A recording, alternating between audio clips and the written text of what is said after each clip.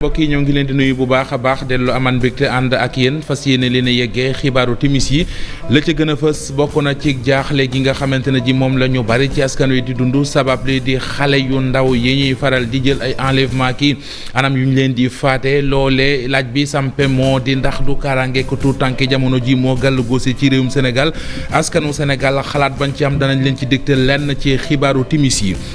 diwaanu Kaffrine tailleur yi ñoo nekk ci jaaxle gu rëy sabab li moo di ñoo ngi jëm ci tabaski waaye mënuñoo xëy suba ba ngoon jotee dog-dogu courant di coupure courant amul loolee nag la ñuy ragal daal moo di mu yàq seenub liggéey ñu bari ci ñoom guddi gi la ñuy faral di liggéey te nee nañu fanaan teel na buñ ko jàppoon ni dana xaw a doy waar ci seeni mbir. lu aju ci examen yi entrée en sixième yeeg certificat yi ay waxtu yu néew a des ngir ñu amal ko loole nag fële ca diwaanu Ndar inspection d'académie éducation formation ba ca diwaanu commune ba jàppandi lépp danañ seeti wattaay ak fan la toll candidat yee fa fas yéene sóobu ci yooyu les examen bésub tey ji di talaata ñaar fukki fan ak benn ci weeru juin moo di bés bi ñu jagleel musique ci àdduna bi yëpp fii ci Sénégal nag ñi nga xam ne ñoo yëngu ci woowule wàll di xool ak a càmbar nees mën a def kon ba gën a suqali secteur musique bi waral it ay concert yu bari yoo xamante ne ñu ngi koy amal ci réew mi des na ci ànd ak yéen ci xibaaru timis yi mbokk yi lii mooy di fi gën a fës ngeen taaxirlu ñu faram fàcceel leen ko.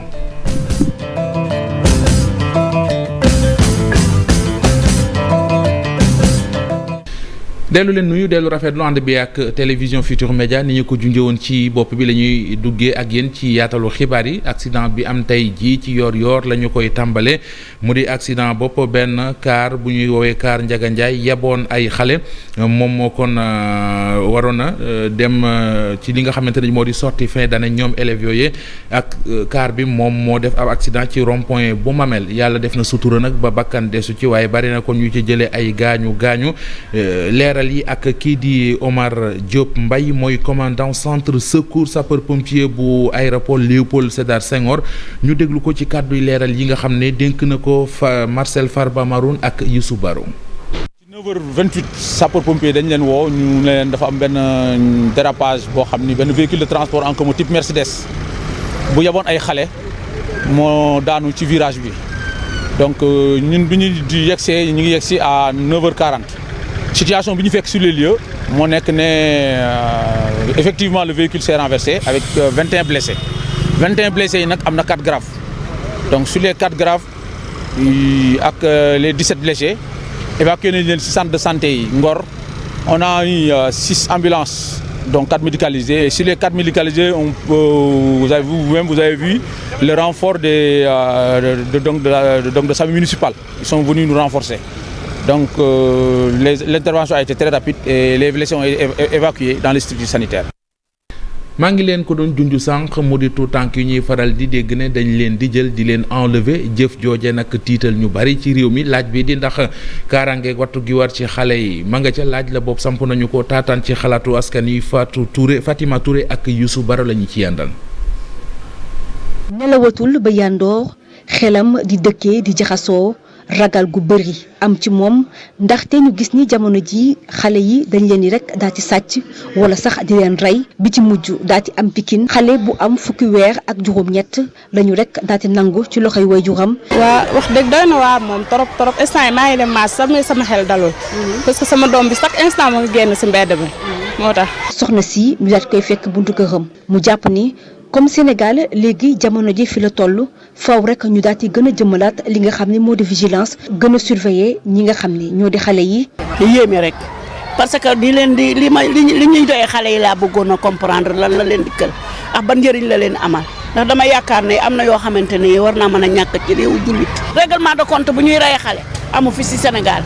parce que nit ki mënu la def lu la jaaxal daal si samay xalaat. man nit mënu ma def lu ma jaaxal yàlla rek laa ragal te dama koo gisul su ma ko gisoon nag ma waxtaan ak moom sama doléance waaye di wax di rey nit ndax lu ma nit def kooku dara jaralu ma ko ci àddina. bu loolu weesoo faw rek sanction yi ñu daal koy gën a dëgëral responsabilité yi ku nekk rek xam fan la féetee. li ñuy def nii day ay caaxaan la bu fekkonte ne ndaw si rey ko rek doomam rey xale bi Sébikotane dañ ko waroon a tëralal doomam jox ko paaka ne ko rendi ka ba xam ndax dana ko rendi xamuloon ne bu ñu defoon ku rey ñu rey la ba tey jóg na fi mais gouvernement Sénégal moo si war a jóg ku rey ñu rey la mu jóg fi.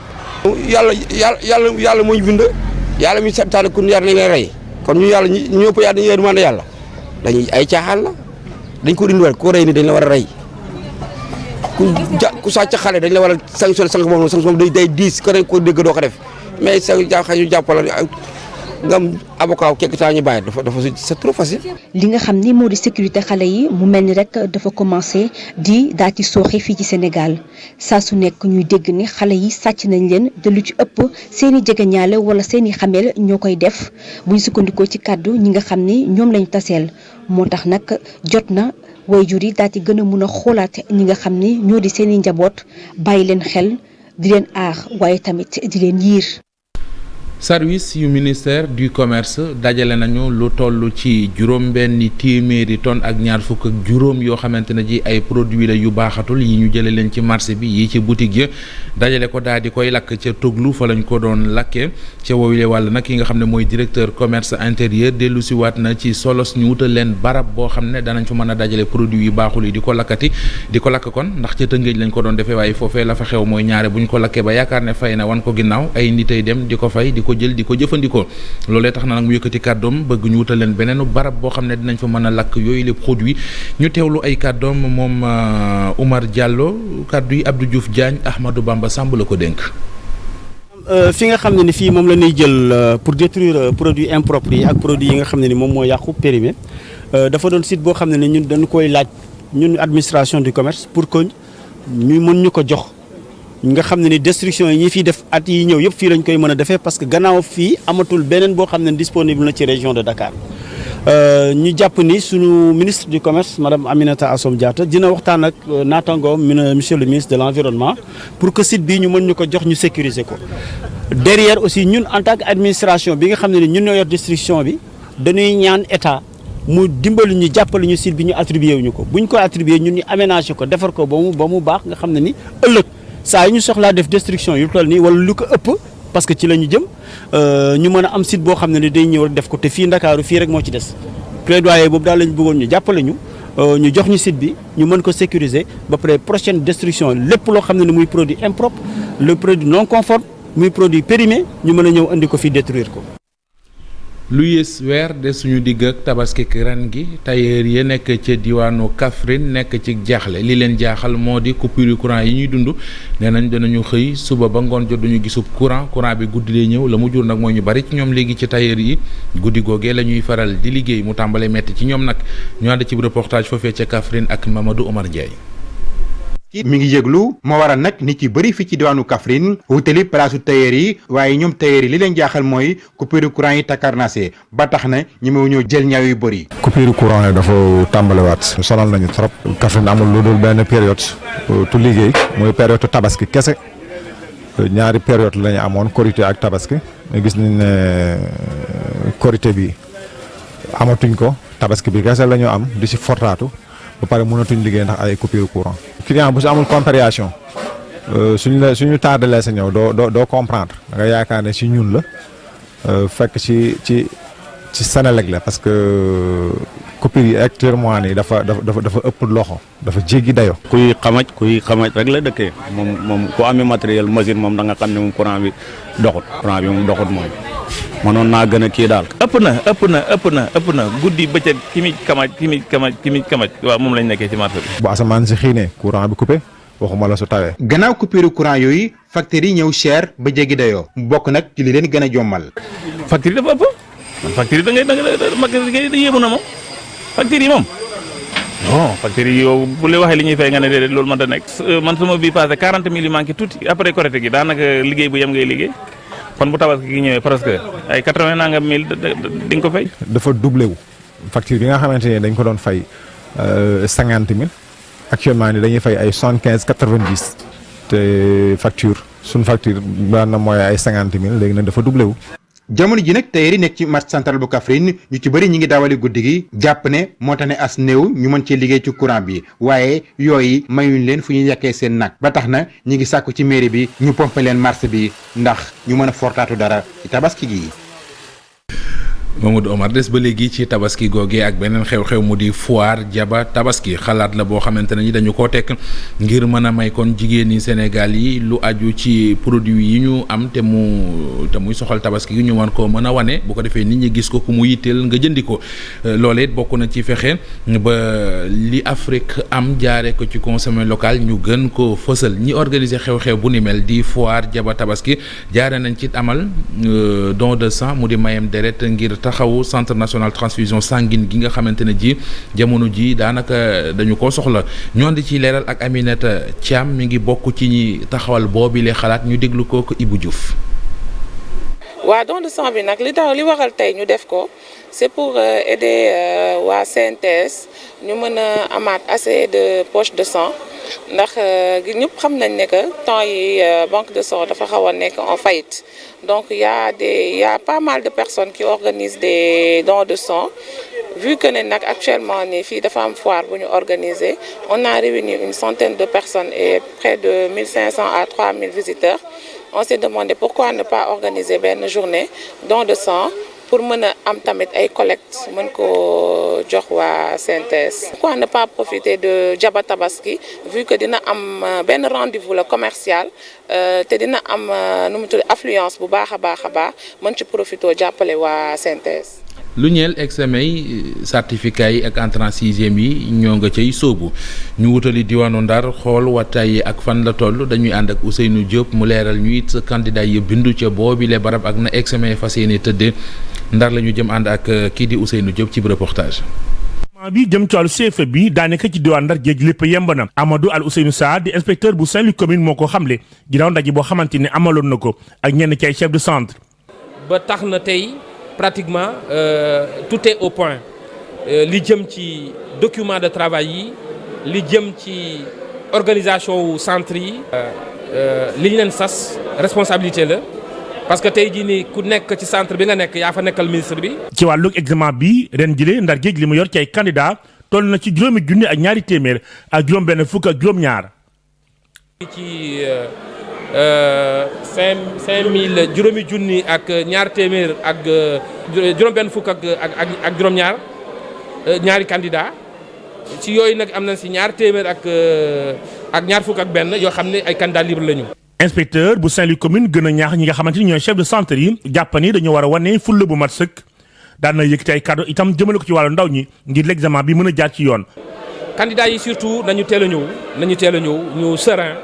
mais parents yi surtout aussi balaa xale di ñëw ñu may leen ñu ndekki suba yi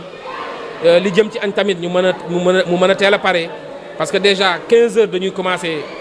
épreuve yi war a commencer ngoon. Ndar géej li ñu nemmeeku toll na ci fanweeri ci ay centre yoo xamante ni am na fii candidat yi toll ci juróomi junni ak ñaari téeméer ak juróom-benn fukk ak juróom-ñaar lii dina may ñii di tout tànk yi ñoom seen diplôme bu njëkk ginnaaw bu nu jàngee lu toll ci juróom-benn at.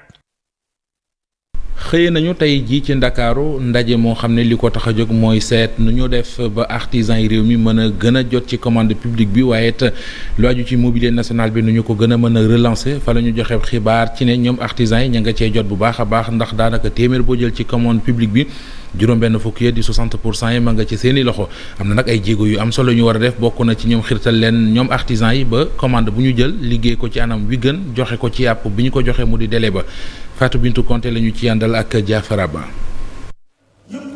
ngir jot ci li nga xam ni moom la ñuy wax commande publique nationale ba ko njiitum réew mi waxee ba tey dafa nekk loo xam ne réalité la ci artisan yi lée ndax année yi ñu wees yëpp ñoom ñii de am nañu ay marché public yoo xam ne mi ngi toll ci 2 milliards. téeméeri commande publique bi mooy marché yi nga xam ne état da koy jox téeméer yoo jël fukk ak juróomi daal di ñëw dellu si artisan yi ndax booba néewoon na te lool parce que suñ ko xoolee woon gënoon na jàpp 2% moo doon am tey nag yàlla def na ci engagement ak taxawaayu DMTA ak projet mobilier national waaye tamit président chambre des métiers yi ak OPA yi loolu nga xamante ne moom la président bëggoon dem nañ ko ba ful ko. wante nag ngir gën a mën a yokk lii nga xam ne moo di marché yooyu ñu gën cee mën a jot ñoom artisan yi nag faaw ñu xoolaat tuuti seen bopp ndax am na ay jafe-jafe yoo xam ne faaw ñu jug ci. teewul nag mu am ay gàllankoor bi nag mooy ci nan la ñuy leen bindee ndax artisan bi su binduwul day jafe ñu mën kaa jox marché loolu wax formalisation. ñu gën a ñaaxaat artisans yi pour ñu gën a dem ci formation yi ndaxte ci formation la ñuy permettre ñu am ci qualité boobu tam day laaj tam ay équipement. ñoom jafe-jafe yooyu sax reconnaître nañ ko ba tax ni ñuy ñaax nguur gi mu gën leen a jàppale ngir ñu mën a gën a yokk li nga xam ne moom la ñuy liggéey. en disant que fii ak 5 ans fekk 10 ans je veux que mes artisans li nga xam ne mooy seen lacune ci qualité ci les délais de livraison ci les espaces de travail je les mets dans des conditions d'accessibilité d'équipement et d'environnement de travail qui va les permettre demain li ma soxla ci qualité ak rapidité d'exécution ñu nekk à la hauteur. bu ñu génnee ci réunion bi nga xam ne ñoom lañ ko jagleel ngir mën a jot li nga xam ne moom moo di commande publique bi lee dinañ taxawal benn comité de pilotage boo xam ne moom mooy suivre rencontre yi lee ak recommandation yañ fa jëlee. Matar Diène génn indi kàdduy leeral jëm ci plainte gi nga xam ne nee nañu Tahirou Sarr de ko porté plainte jëm ci xaalis bu toll ci fukki milliards ak ñett moom Matar Diène directeur général bu Émitrans ab jano la doon séq ak taskatu xabaar yi ngir leeral yëf yi ak na mu demee plainte boobee la mu jàpp moo di Tahirou Sarr li mu jéem rek mooy tuur nit ñi lëndam ñu teewluy kàddoom moom Matar Diène ci micro ak caméra Youssou Baro. ma leen di xamal ne Tahirou Sarr def na njuuj njaaj si ña nga xamante ne ñoom laa nekk seen mandataire xaalis bu toll si 13 milliards 38 millions de francs yoo xamante ne ay njuuj njaaj la ko amee ba tax man ma porté ko plainte ne moom peut-être tiit ak ragal moo tax mu bëgg wala dafa bëgg nax opinion publique bi moo tax mu ne dafay porté plainte si mbir moo xamante ne moo ngi si yoon te xam na ne moom la koy xaar sa bureau juge bi ba tax fu nekk mu fay dem di uti ay intervention te di lànk bañ a ñëw ñu ndëkk wóolu nañ suñu justice ba yaakaar nañ incha allah dinañ def seen liggéey ba ña nga xamante ne ñoo moom seen alal jot la nga xamante ne mooy seen àq ak seen yelleef. tey di talaata ñaar fukki fan ak benn ci weeru juin bëccëg la bu ñu jagleel màggal musique ci àdduna bi yëpp fii ci Sénégal nag ñi séq géew musique bi nekk ci pexe ngir seet nu ñu ko gën a suqale parce que yéene màggal nag ak i conseil yu ñuy amal ci réew mi ci diwaan yu bari ci woowile wàll Moustapha Ndiaye mi nga xam ne mooy président kuréel gi jaboote manager musique yi dellu si waat na ci solos màggal fête de la musique ñu déglu kook Bintou Sarr Youssou Baro. gën a jàpp ci fête bi te di ko def mooy def ay concert fêter fête bi d'abord parce que loolu mooy premier kii bi te ba fête bi boo koy fêter entre ñi koy def ak ñi koy consommer nga koy feetal parce que ñu taamu tamit bés bi pour chaque année ñuy am benn thématique ren ñu jël benn thématique boo xam ne waxtaane nañ ko ci fête de la musique bi mu jëm ci affaire fond boo xam ne ñu bëgg mu disponible ñu disponible ba pare mu ñu jagleel ko ñu nekk ci monde culture bi ndaxte dafa am solo nit ñi bu ñuy liggéey ñu accompagner ñu comme ni ñuy accompagner yeneen secteurs yëpp jéego yi ministère bi di dox ñu ngi koy gis mais lu ñu ko gën a yokk day gën a baax ci politique culturelle bi nga xam ne ñu ngi koy sàkku pour mu gën a faire présent. journée bi prévoir nañu ay concert bu mag bi nga xam ne moom mooy plateau national bi parce que dañ ne ministère boobu moom la accompagner mais moom moo favoriser ñeneen ñi mais loolu dañ ciy remercier en premier association des techniciens ATSAS mu nekk ñoom ñoo mettre seen logistique ñoom ñi nga xam ne kenn ku ci nekk pratiquement ci gox-goxaan yi lañ nekk ñoom ñoo jël seen logistique mettre ko à disposition ministère bi accompagner leen pour que mairie yi mu gën a yomb ci ñoom. kuréel gi ñu naan association des motocyclistes passionnés du Sénégal ñi ngi wéy di yeete ak a ñaaxe ñi nga xam ne dañuy yittewu ay moto wala ñu koy faral di dawal ci njariñal sol casque ñu nekk seen ñaareelu bëccëg boo xamante ne ji kon li ñu bëgg daal moo di fexe ba ñu xam ne moto boo ko yoree dafa war a am kayit yu muy àndal fan la ñuy am ba am kayit yooyee ak luy njariñu kayit yi loole lañ cay waxtaane ñu ànd ci ak Maymouna Ndiaye Amadou Ba. ngir xeex accident yi nga xam ni motaar yi dañ koy def saa su ne ci tali yi looloo tax association bi ëmb ñiy dawal moto te ñu bëgg ko lool fii ci Sénégal amal ñaareelu édition bu bis bi nga xam ni dañ koo jagleel nag di ñaax seen mbokk yi ci tali bi ana nan la ñuy doxalee at bi looloo tax ñu indi thème bi nga xam ni mooy sama casque sama sécurité. dañoo organiser en fait journée bi mu nekk benn caravane de sensibilisation sur le port de casque et puis rendre hommage suñu frères motards yi nga xamante ne dañoo des ci kaw tali bi léegi nag ñu lëkkaloo ñun ñëpp ñu entre association muy association des livreurs professionnels di képp koo xamante ne club Dakar la muy Dakar banlieue bikers di waa RSF di waa Horizon Rider di waa Sénégal biker club ak Assane moto team ñëpp grand yëpp ñëw wuy suñu pour ñu organiser journée boobu booy yëpp nga xamante ne bu ñu gisee manko bi dinañ xam ne en fait famille de roue ñun ñëpp benn lañ li ñu boole tey jii mooy lan fexe ba sensibiliser suñu frères yi suñu rakk yi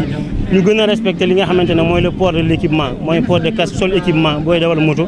respecter sa bopp parce que respecter sa bopp mooy tax tey jii ki nga jàkkaarloo ci kaw tali bi mu jox la cër gi nga moom